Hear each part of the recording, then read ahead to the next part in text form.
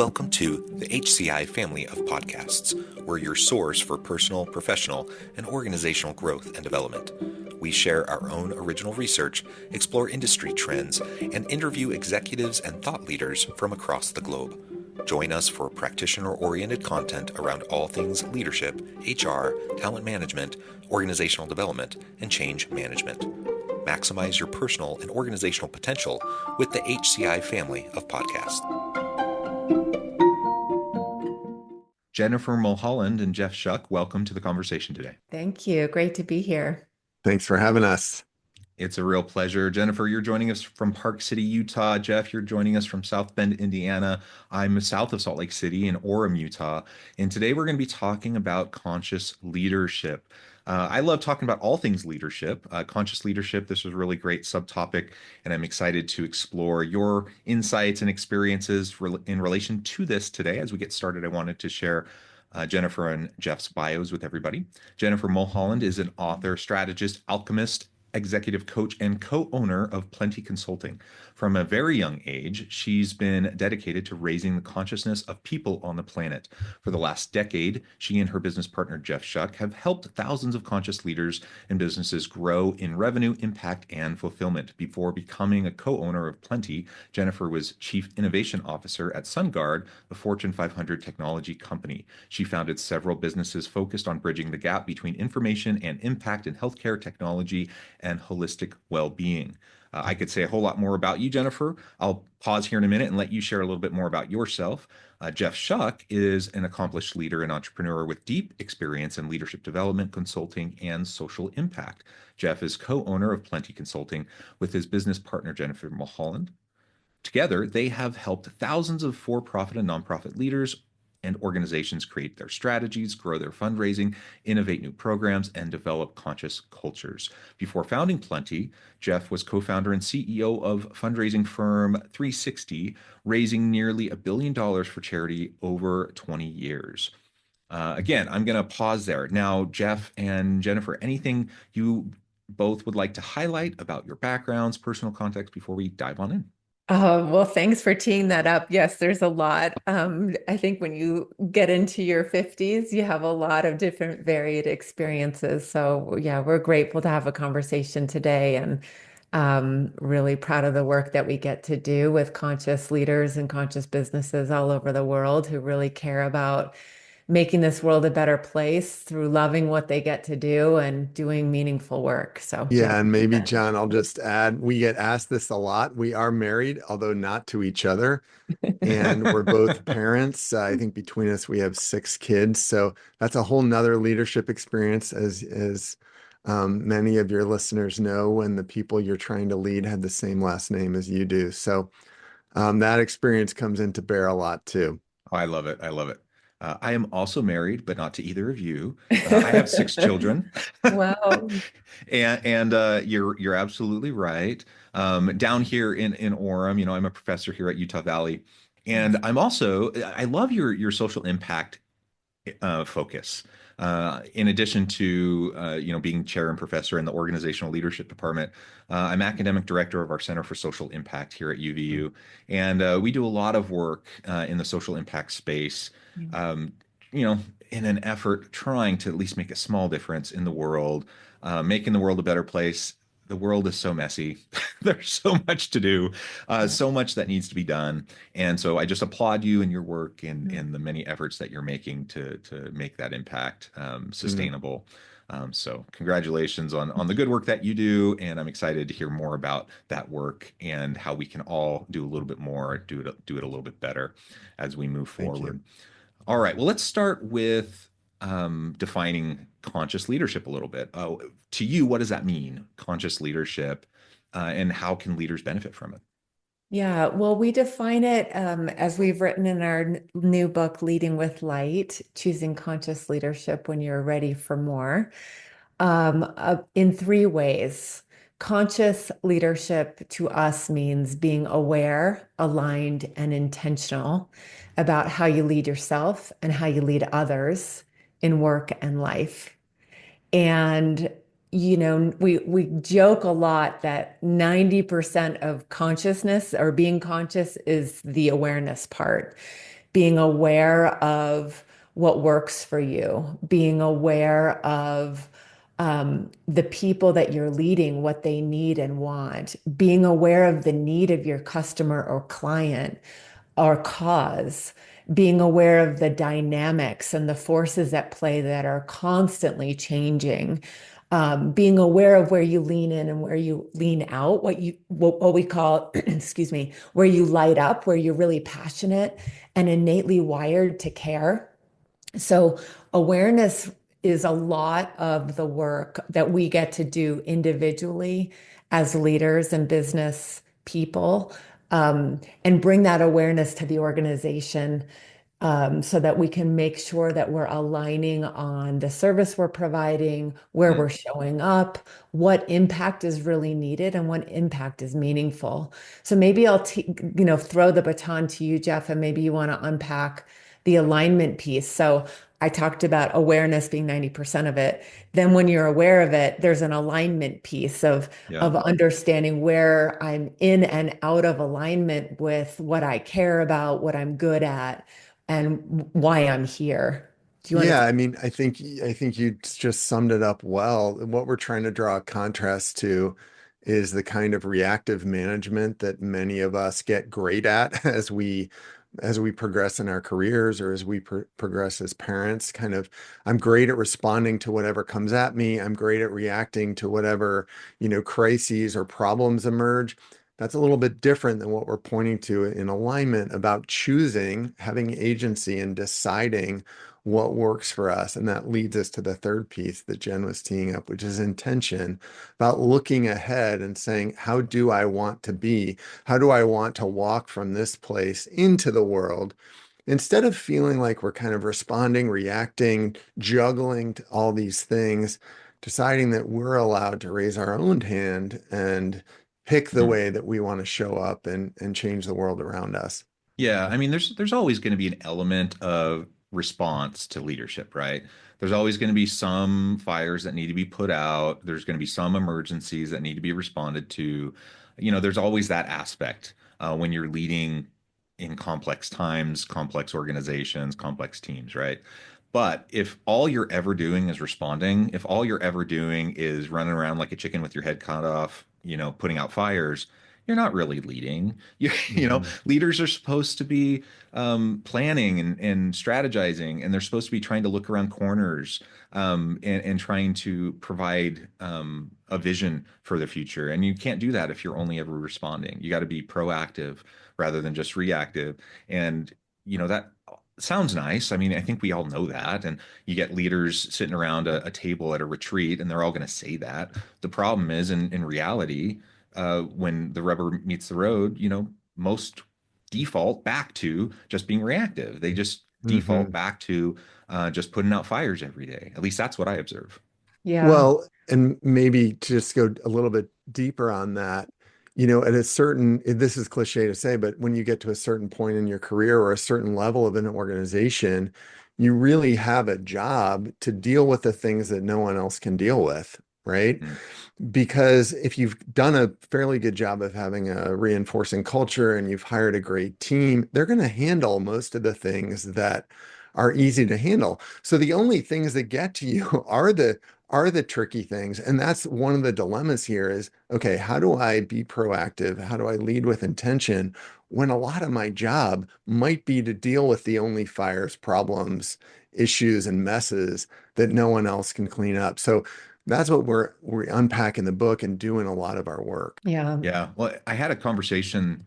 Um, this was towards the end of last week, maybe Thursday, and the leader honestly couldn't wrap their mind around, like, what do you do with your time if you're not just putting out fires and being responsive? Like, they honestly didn't think someone who wasn't doing that was working. They thought that a person, a leader, an executive who wasn't doing that was not working, was not like doing their job, right? Does that make Yeah. sense? Like, they Yeah. thought someone who was like spending time proactively thinking and strategizing and working on relationships and strategic partnerships and like all the stuff that goes on beforehand, all the stuff that's like the hard work beforehand, that doesn't count. The only stuff that counts is like the in your face, obvious, out in front, cleaning up fires, messes, and like rushing in, coming to the rescue stuff, Yeah. right? How do you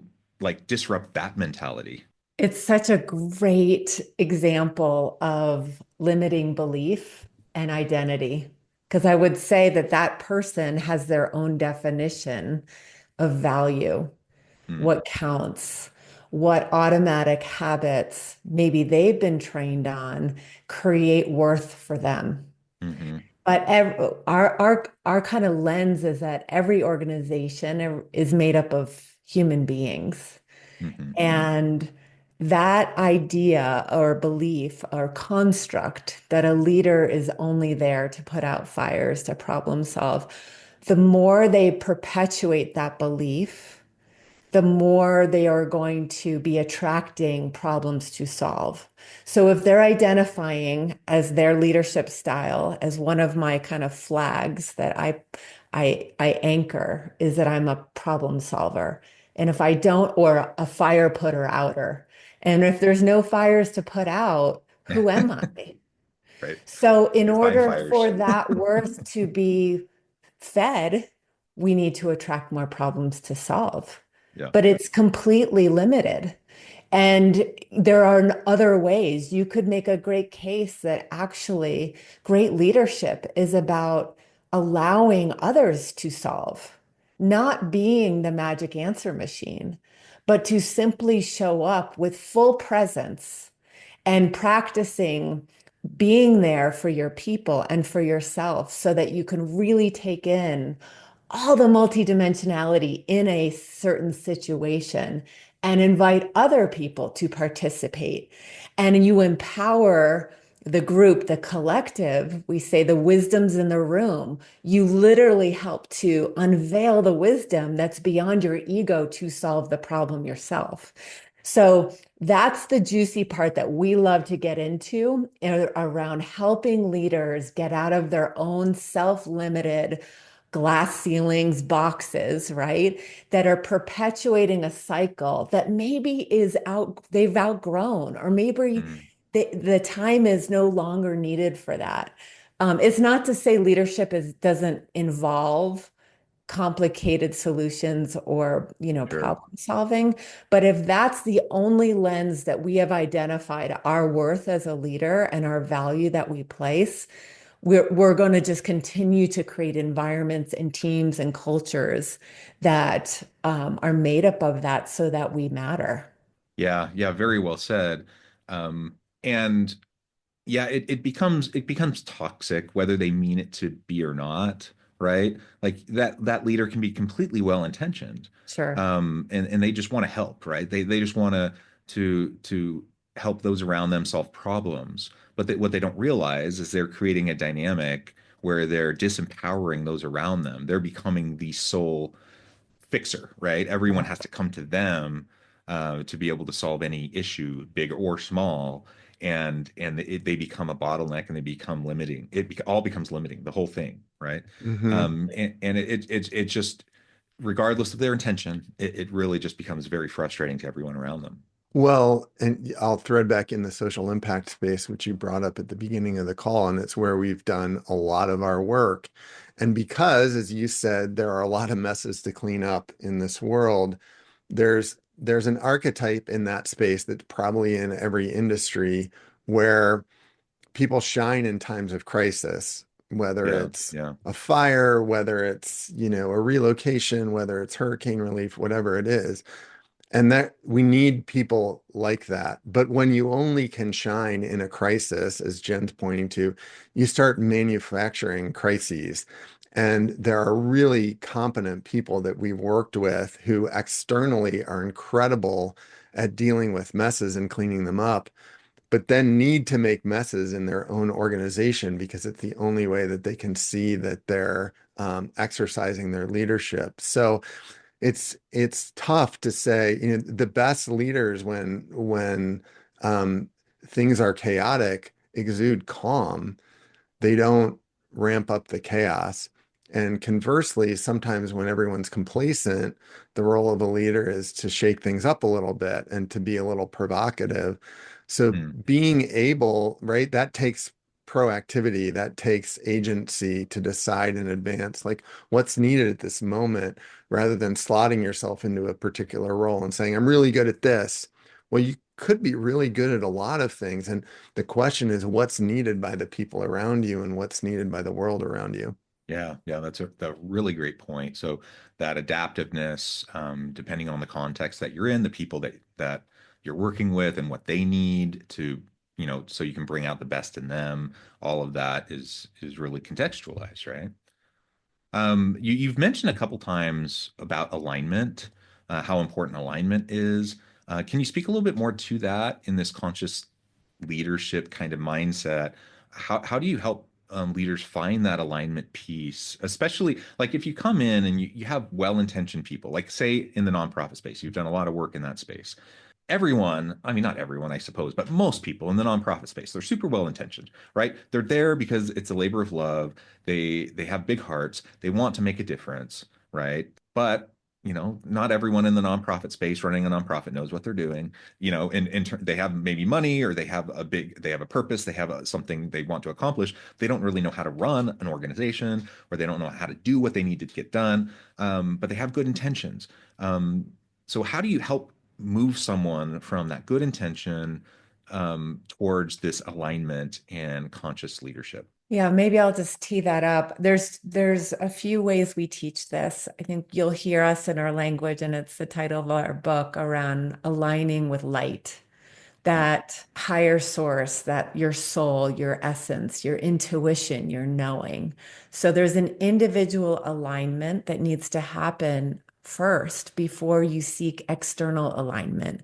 And it doesn't happen in order. We practice in the presence of community and in others, and with those we lead.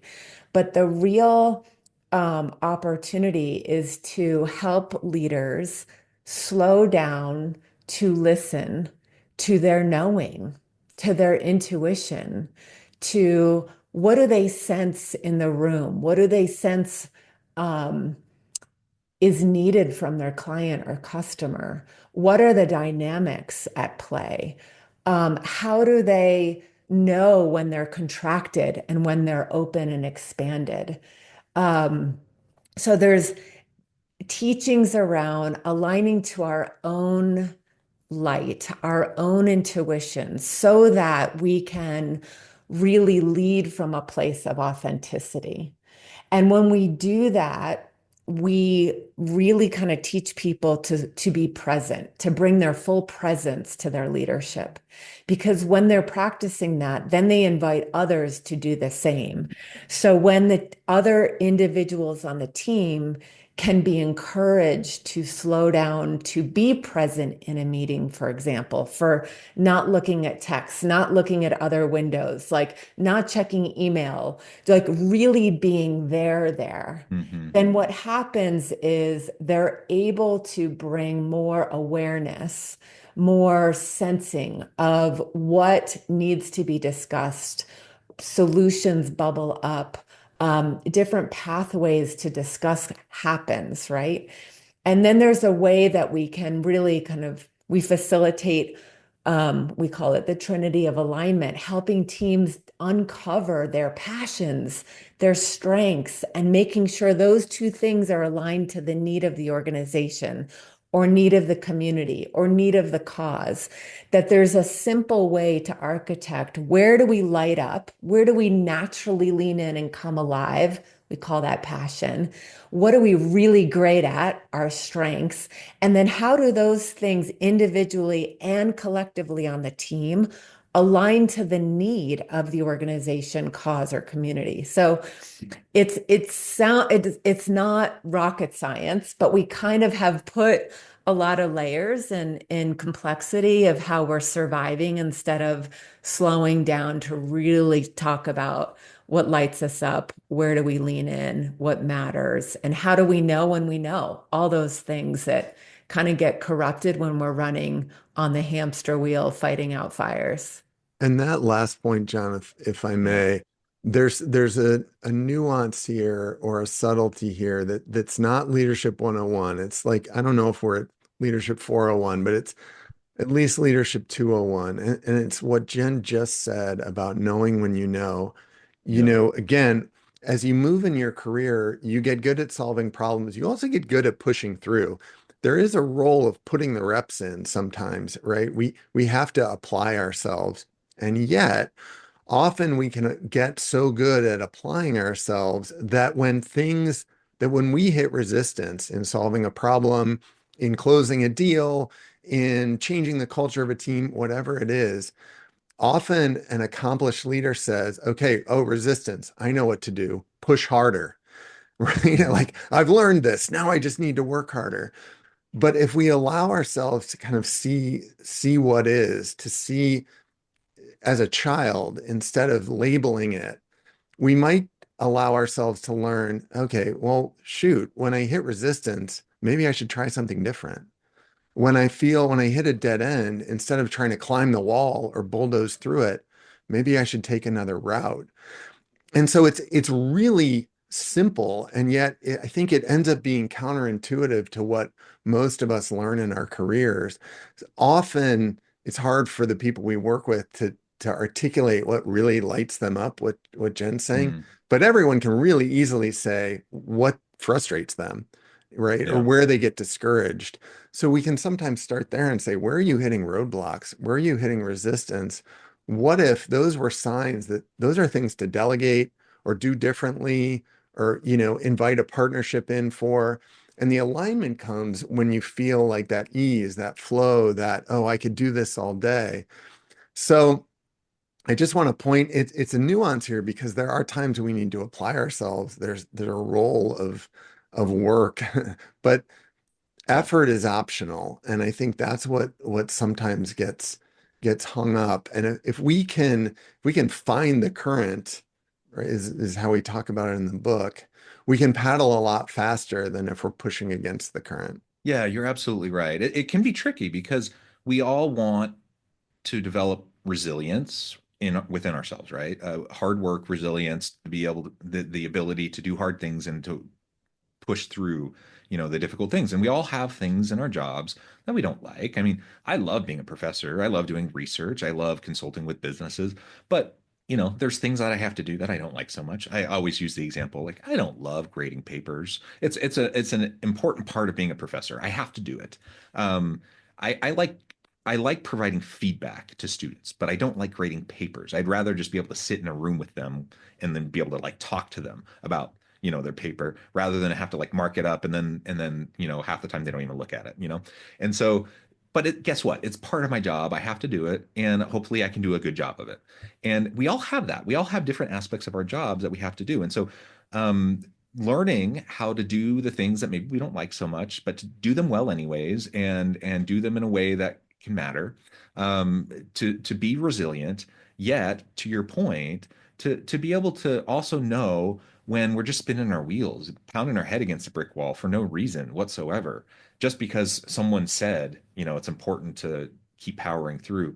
Like, that's just stupid. And yet that's kind of, I think, how so many people end up spending and wasting so much of their energy and time, emotional energy, trying to push through things that just don't need to be pushed through. Just step over it or go around it or do something totally different.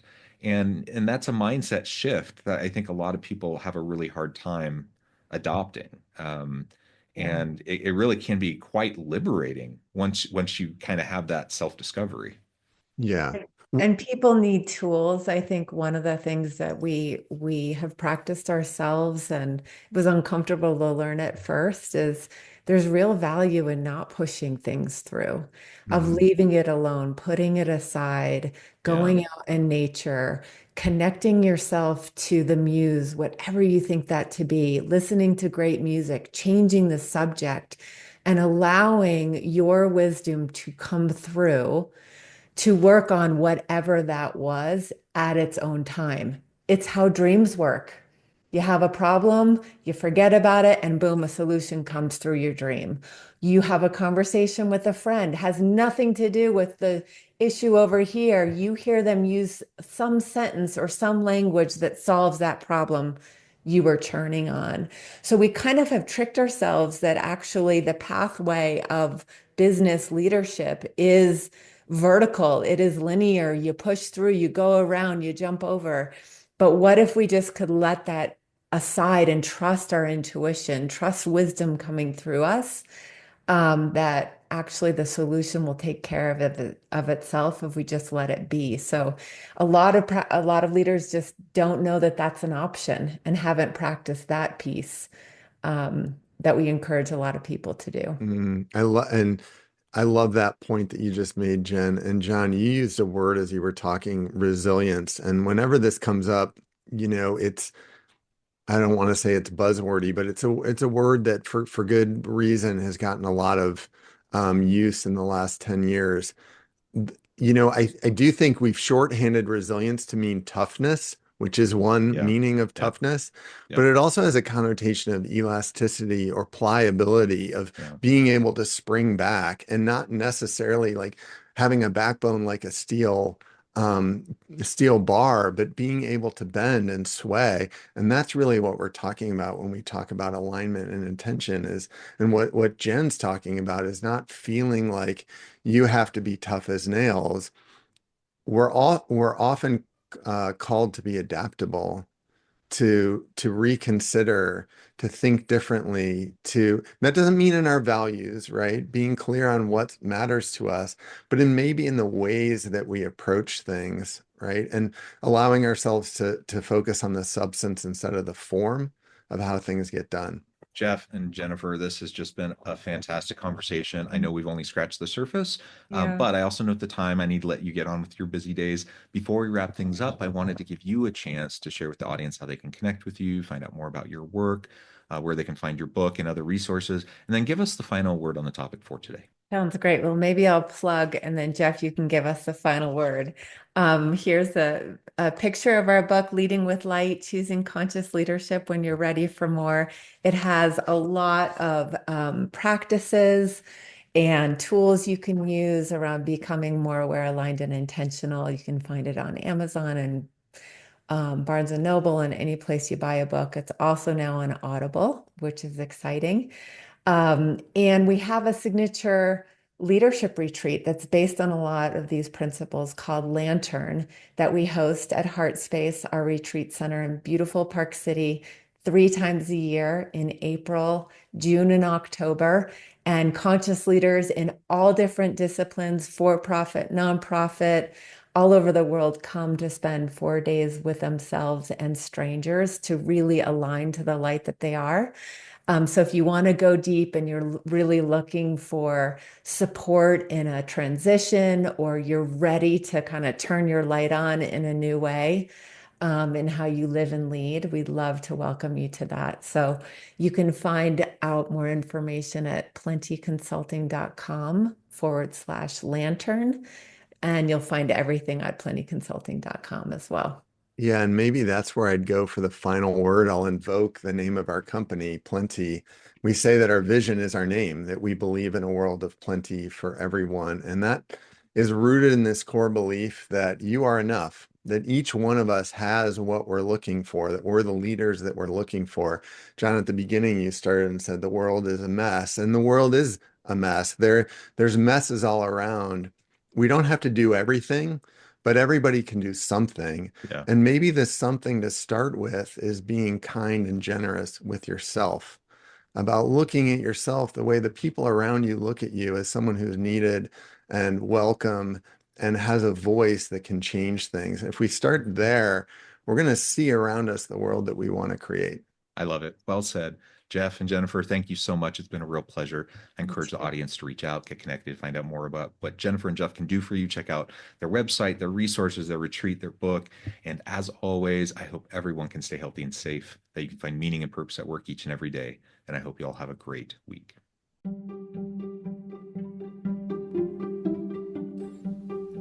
Thanks for joining us for this episode of the podcast.